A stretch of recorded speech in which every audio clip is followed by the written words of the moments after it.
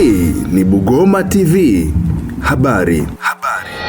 Niziagize taasisi zote za umma ikiwa ni pamoja na halmashauri, ofisi za wakuu wa wilaya, ofisi ya mkuu wa mkoa chini ya katibu tawala wa mkoa kuhakikisha kwamba kama kuna mtumishi ambaye ana madai na fedha za kulipa madai hayo tayari zipo ndani ya bajeti za mwaka huu wa fedha 25-26, hakikisheni watumishi wote wanalipwa madai yao bila kuchelewa.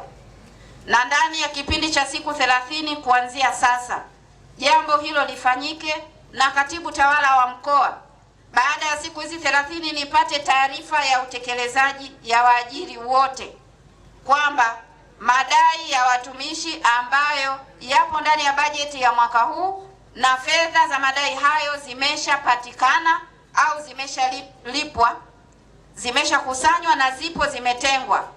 Hakikisheni watumishi wanalipwa madai hayo bila kuchelewa. Na wale ambao watataka kujaribu kwamba ukichelewa utapata madhara gani, basi wasubiri waone kitakachowatokea kwa ukaidi wao wa kuto kuwalipa watumishi hawa ndani ya siku 30 zinazokuja. Na hawa waajiri wa sekta ya umma pamoja na sekta binafsi, kama unajifahamu kabisa kwamba una malimbikizo ya wafanyakazi wako hujayawasilisha sehemu husika, kama unajipenda, tumia hizo siku 14 kabla hazijaisha kuhakikisha kwamba unapeleka makato hayo haraka iwezekanavyo. Peleka makato PSSSF, peleka NSSF, peleka kwenye vyama mbalimbali vya wafanyakazi ambapo makato yanakwenda huko, peleka kwenye SACCOS mbalimbali ambazo wafanyakazi wenyewe wameridhia kwamba makato yapelekwe huko. Ndani ya hizi siku 14, masuala ya mwaka huu ambao kiufanyakazi tunaumaliza sasa hivi, tunaanza mwaka mwingine wa kazi, basi tuwe tumemaliza masuala ambayo yote yalistahili kuwa yamepelekwa kwa kipindi hiki cha kuanzia mwezi wa 5 mwaka 2025 kufikia hapa mwezi wa 5 mwaka 2026 yawe yamewasilishwa ndani ya hizo siku 14, na nipate taarifa ya waajiri ambao mpaka wakati huo watakuwa bado hawajawasilisha makato haya.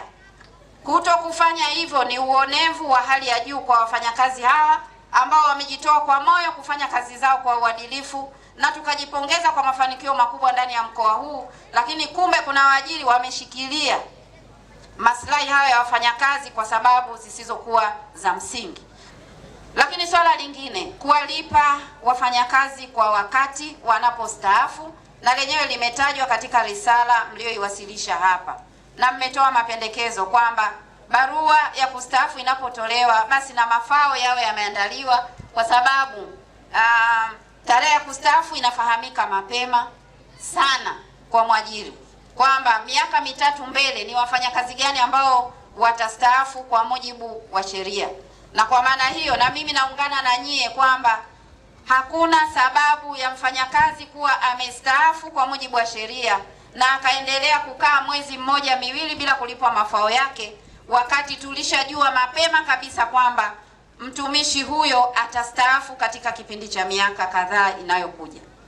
Kwa hiyo niungane na nyie na nitoe maelekezo kwa mifuko yetu hii ya hifadhi za kijamii kwamba mnapo andaa mafao andaeni haraka, na mtumishi anapopata barua yake ya kustaafu ndani ya siku chache, takriban siku 7, awe ameshakabidhiwa hundi yake au awe ameshaingiziwa malipo yake kwenye akaunti yake, ili tuendelee kulinda heshima ya mtumishi huyo kwa mchango mkubwa aliyoutoa kwa kipindi chote ambacho alikuwa anafanya kazi. Katibu tawala, nataka haya maelekezo yaende kwa maandishi na usimamie kuhakikisha kwamba maelekezo haya yanatekelezwa na waajiri wote. Mheshimiwa mgeni rasmi, tunatambua nia njema ya Mheshimiwa Rais wetu katika kuboresha maisha ya wastaafu, lakini hatutasita kusema dukuduku la wafanyakazi wenzetu wastaafu na wanaotarajia kustaafu kwamba kikokotoo kinatunyima usingizi. Pamoja na maboresho ya pensheni kuwa 35% na 40%, tunaiomba serikali irudishe kikokotoo cha zamani cha 50% kwa mifuko yote. Maboresho hayo yakifanyika yatapunguza ugumu wa maisha kwa wastaafu na tawatia moyo ari watumishi walioko kazini ambao ndio wastaafu watarajiwa. 2. Mishahara haikidhi gharama za maisha. Mheshimiwa mgeni rasmi, hiki ni kilio cha wafanyakazi mkoa wa Katavi kwamba bado mishahara haitoshelezi mahitaji kadri ya kupanda kwa gharama za maisha, hasa kima cha chini kwa kanuni ya mshahara gawanya kwa gharama za maisha kwa kigezo cha PPP, yani Purchasing Power Parity. 3.